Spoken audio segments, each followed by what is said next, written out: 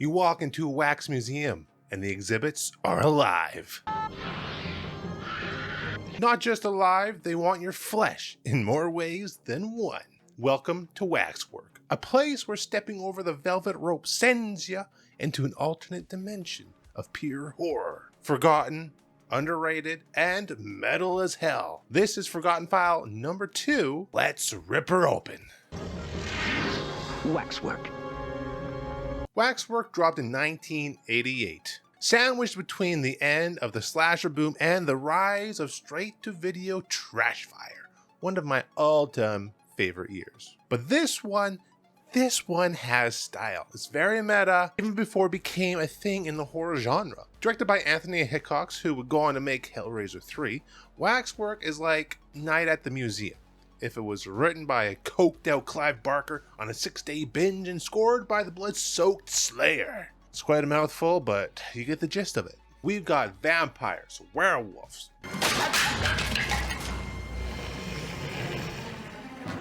mummies, zombies, demonic little dwarves running around, all crammed into one dimension, ripping bloodfest. All it takes is stepping too close to the display and boom! You're in another dimension where things are trying to kill you and make you part of its display. So let me break down the plot of this movie for you. It's a group of rich, bratty 80s kids, including Zach Galligan from one of my favorite all-time movies, Gremlins. They get invited to a midnight tour of a new wax museum that popped up overnight, run by a very mysterious gentleman and somewhat creepy staff. But this is not your grandma's wax museum, unless your grandma worships Satan, which I would assume most old people do. Each display is a portal to another reality, one where you become the star and the victim of the story that exhibit is trying to tell. There are many different displays, each one with its own unique flair and story and characters. One kid steps into a werewolf exhibit and gets mauled like a side of beef. Another gets turned into a snack by a vampire clan that drinks blood like it's fine wine. And let me just tell you, that's just the warm-up act, because there are some pretty interesting and unique stories in this horror movie. Now, the death scenes in Waxwork are pure practical effects gold.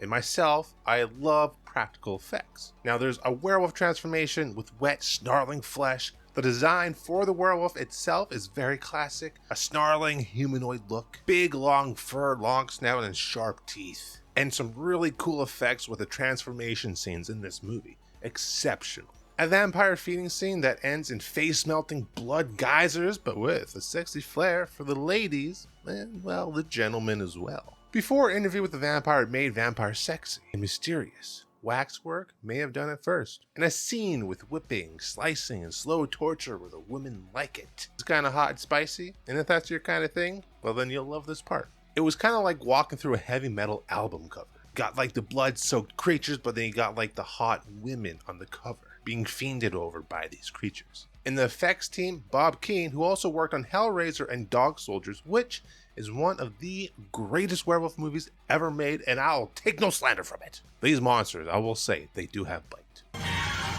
And when things hit the fan, we get a full-on battle royale between wax monsters and oculate guardians. People are getting dismembered left and right, heads flying, limbs just snapping, severed arm. There's a whole thing. It's like House of Wax on steroids with a little dash of meth, of course. What makes Waxwork metal as hell? Well, Waxwork doesn't just dip its toes into the horror genre, it dives face first into every horror trope it can find and rips its throat right out. Classic monsters. Wait, he's changing! Make my day. Check. Dimension hopping gore. Hell yes. Satanic cults and ancient rituals? Sign me the hell up. All these tropes don't overstay their welcome, and it's all nicely paced out. It grabs you by the neck, rips your throat out, and forces you to keep watching to see what the next story might be. The soundtrack is a mix of orchestral tension and grimy 80s synth. 80s in the synth, man, gotta love it. And the whole movie feels like a haunted house at full tilt. It's campy, it's chaotic, it's very meta, but it's also got this underlying sense of cosmic doom. Like the Wax Museum is just on the surface, and underneath it's just pure hell. So why the hell did Waxwork vanish? Why? Was it forgotten? Well, it's quite simple. It was too weird, too creative, and just too much at the time. The 80s horror audience wanted slashers with simple rules. Waxwork gave them a dimension-hopping horror anthology with surreal logic and just buckets of blood, and very unique creatures and characters that only come from someone else's nightmare. It was released in limited theaters at the time, but then it was dumped to VHS without much push. That really didn't help it. It also didn't help that it was overshadowed by other large horror franchises at the time that already had flesh in the game. Friday the 13th, Nightmare on Elm Street. They all had running franchises at the time that people loved and grew to love the characters. And the sequel, Waxwork 2, Lost in Time, went even deeper into the madness, but sadly did not stick the landing. It was more fantasy and strayed very far from its horror roots, which in the end hurt it. Now, it's rarely talked about outside of cult circles, but it is a goddamn gem. This was a smart film when it came out, a twisted love letter to horror history wrapped in wax and soaked in blood.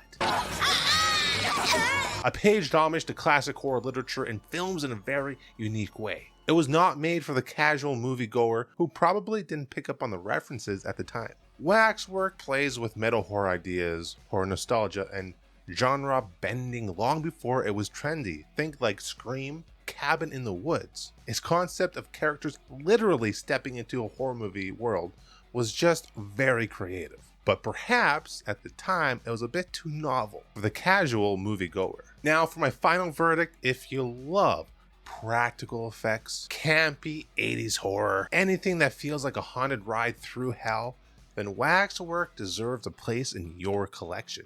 And Your nightmares. it's underrated, it is nasty, and it's also a lot of fun, and it belongs in the vault.